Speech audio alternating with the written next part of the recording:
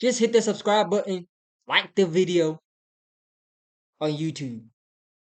I'm talking about YouTube right now. Like the video and share the video and just comment down, bro. Like, oh, the world's largest cave. It has a forest, a river, and clouds inside. RUHI CENET. Sangdong, the largest cave on our planet. This cave is so massive that it has a completely self-sustaining ecosystem with its own climate conditions. Hundreds of meters underground, the clouds you're used to seeing in the sky form inside this cave. Sangdong even has an untouched prehistoric rainforest hidden far below the surface, and a vast underground river. From transparent fish to colorful monkeys, over 250 endemic plant and animal species live in this underground world. 7 new animal species were recently discovered here and are unique to this place. Stretching 9 kilometers in length, this cave holds 38.5 million cubic meters of space, and its passages are so enormous that a 40-story skyscraper could fit inside, and its giant stalagmites are rising like towers of ancient cities. Walking inside, it's impossible not to feel as small as a tiny bug. Can a rock move on its own? Sangdong even contains phytokarst rocks, which move towards the sun like semi-living organisms. Rare cave pearls and many other unique formations are also found here. For 3 million years since its formation, the world had no idea about this cave's existence until it was fully explored in 2009 in Vietnam. Now, it's time for you to see the largest cave on Earth. Individual access is forbidden to protect both visitors and the fragile environment. This expedition is operated by Oxalis, the only authorized agency. To reach Sangdong, we've trekked through the jungle for 9 hours, and now we must pass through N Cave, the world's third. Yeah, I love this guy's videos, bro. Like, you get to see a whole new world out there.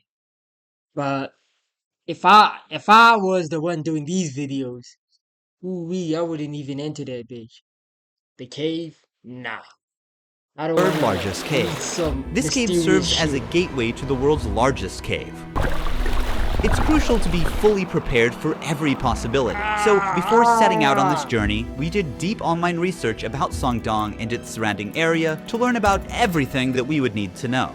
Now, we're heading towards the beach inside the cave. Over the centuries, water from nearby rivers gradually carved this place. The ceiling is 145 meters high, and the cave is 200 meters wide. During the flooding season, much of this empty space is submerged underwater. You can understand from the basket over there, the water levels rise so much that it can carry objects up to that level. With a breathtaking lake in front of us, it was impossible not to take a quick dip. At dusk, the sound of swift birds echoes in the cave. Because of their short and weak legs, these birds can't take off from the ground and must jump from a high place to fly. If they are trapped on the ground, it means death is certain for these birds. This one was unlucky and waited to die. At sunrise, we're ready for the journey to Sangdong. If we call this cave a neighborhood, then Sangdong is a massive city in comparison. We will move to the darkness now. Wait. The birds cannot. Hold on. If we call this cave a neighborhood, then Sangdong is around. It means at dusk, the sound of swift birds echoes in the cave. Because of their short and weak legs, these birds can't take off from the ground and must jump from a high place to fly. If they are trapped on the ground, it means death is certain for these birds. Oh, so it's these birds specifically. Be- This one was I think it's unlucky these birds and waited to specifically. die. At Because I sunrise, think we're every ready for the bird journey can. to Sangdong. If we call this cave a neighborhood, then Sangdong is a massive city in comparison. We will move to the darkness now. I can't help but wonder what awaits us in Sangdong. As we walk, dozens of crickets on the ground start jumping from side to side. The ground is covered with centuries of bat guano. Above us, countless bats hang in deep sleep, but some are awake and constantly defecating on us, so it's not a good idea to look up. Mobius! Oh! That's Bro, how did bro, he didn't even fall very fast, bro. Like he went down in a slow motion. Come on, man, tee the fuck up. So it's not a good idea to look up. That's how my arm looks. We pass by formations that look like travertine. The limestone steps take us to the path that leads to Sondong. wow.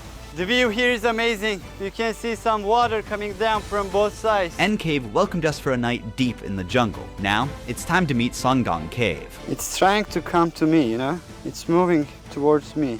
It knows what to leech on. Oh, it got too big.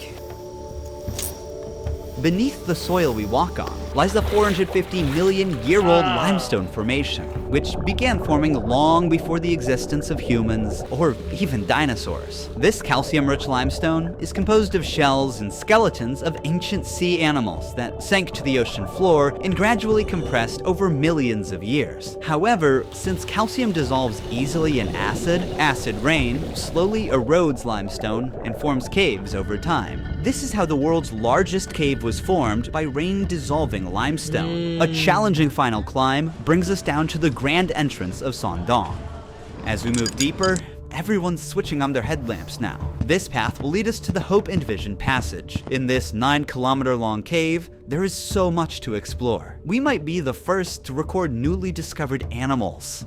This is the entrance of Sondong Cave. You can see those people look tiny at the entrance. Even just a few steps in, we're surrounded by incredible cave formations. The water, rich in minerals, flows down from the ceilings or walls and builds these beautiful rimstone pools over time.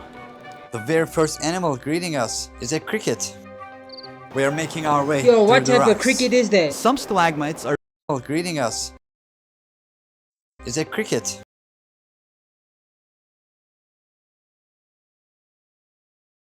Yo, I thought I saw some cricket. Yo, this is a alright. Hey man, if I freaked you out, if that shit makes We your are body, making our way through the rocks. they just Some pass it stalagmites on. are sparkling in pure white because of the mineral type they're composed of. It looks like a diamond. Yes, it does. There's a huge stalactite in bronze color, resembling frozen waterfalls. The orange-brown hue suggests the presence of iron or other minerals mixed within the limestone. Some stalactites have actually broken off from the ceiling and fell down to the ground. That one in the middle is a fault line. It was formed because of tectonic movements of the Earth. Sondong's enormous size is not just the result of water erosion, but also the fractures caused by tectonic movements, which created pathways for water to flow deeper. There's a huge river in this part of the cave. If you fall, you can't swim. It's so fast. Heavy rains feed many rivers here, and a large and fast river now flows through the cave. Yo, he's taking the risk How did this for us come to life? see. We are like hundreds of meters inside the cave. There is no sunlight. Heavy floods can bring soil and plant stems into the cave. That's why we see a sprouted seed here. Unfortunately, without sunlight, they won't survive for long. The flood also brought spores in, so now there are mushrooms growing here. The moisture and darkness are perfect for them. Just yesterday, the water reached up to here. It carried a lot of mud with it. It's so recent, as if the flood just happened here. Signs of the incident are still visible. We reached the Hope and Vision Passage. This is the largest part of the cave. I'm standing next to the tallest stalagmite in the world. It is 80 meters high. It took an average of 800,000 years for these minerals to accumulate on the ground as water dripped from the ceiling and formed this massive stalagmite. The reason it got so huge is because it grew in a part of the cave where the ceiling is over 170 meters high and more than 130 meters wide. So this part of the cave is as large as a 40-story skyscraper could fit, and even a double-decker aircraft could fly through. You can see the light coming from the first dolin very far ahead. That's where we are heading.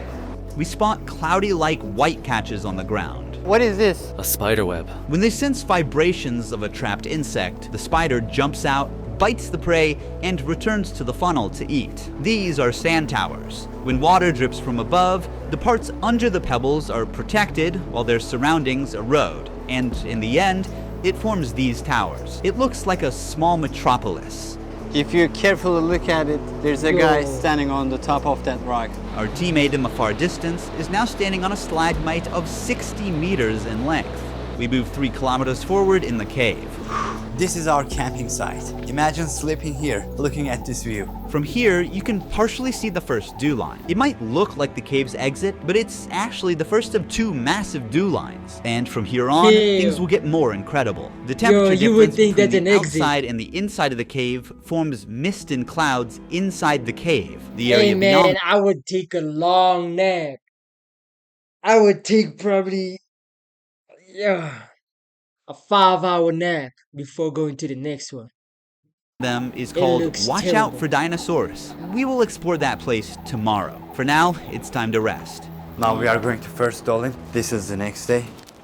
There will be a lot of things that we will see today. Let's go. We are crawling through narrow passages to get to the first dew line. A very narrow point. These sticky threads are traps belonging to cave worms. They produce a blue-green light from their tail to attract flying insects to these sticky threads. Once an insect gets stuck, the larva pulls up the thread with its mouth and eats its prey. This limestone is the Yo. oldest limestone in Southeast Asia. It is more than 400 million years old. While some sea creatures become part of the limestone, others mineralized and ended up as fossils, like you see in this example. We'll get into the details of this fossil later. We're almost there. Wow, it takes for Interesting. water droplets to reach the ground for like 20 seconds from up there. What is the height of this wall? It's around 140 meters. Everything is huge here. When you look up, you can see the trees of the rainforest surrounding the opening. But right now, we are meters below and still inside the cave. The reason why this hole exists is that hundreds of thousands of years ago, the river flowing inside Songdong eroded the limestone and weakened the roof. The roof couldn't hold up and collapsed, creating this giant hole above. So the light gave life to these algae and mosses. In the afternoon, we'll go to Dolin number 2. It's very different. You'll see a real jungle there. But first, let's see the first of the last 2 incredible formations here. This is also a stalagmite, but it's a different one. It owes its unique layered shape to the waterfalls. These are phytokarst formations. They are rare limestone formations shaped by the growth of algae, mosses, and microorganisms together with calcium carbonate. Since both biological and geological processes shape them, they're like partly a living and partly non-living. Here you can see the phytokarst formations moving toward the sun like a hand extending from the cave. Climbing 1 kilometer down and up I in the thought you dark, said we those are finally rocks. reached our next destination. This is the second Dolin, much bigger than the first one. This looks amazing. All of a sudden, we are in It a is. forest, in a cave.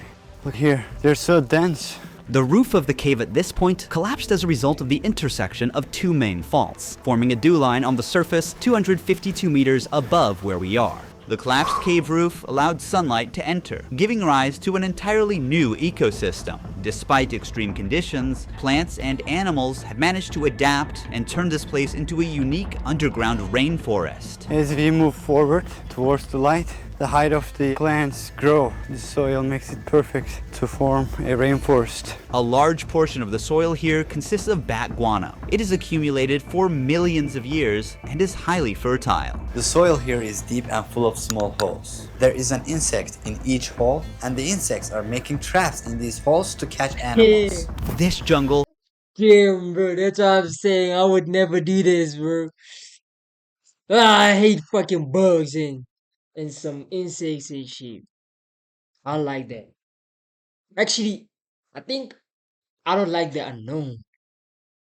Like, those, bro, like fucking leeches on your leg and shit. is huge. The biologists have found more than 200 species of plants and almost 60 species of animals living in this area. There are some monkeys on trees. This might be the only cave where monkeys live. Most primates typically prefer trees as their habitat, and cave environments are not suitable for them. However, this extraordinary cave has become a new living space for certain species. We came across a centipede, and snakes are living in this forest as well. Sound of this forest is calming. Even the explorers, who first came here in 2009, thought they'd found the exit for a moment. Remember that we are in a cave. This cave has its own rainforest. All of these trees get thinner but taller to reach the sunlight coming from above. That's why all of them are very thin, but very tall compared to their width. Certain trees reach heights of 40 to 50 meters. It's because the trees prioritize height to maximize sunlight absorption.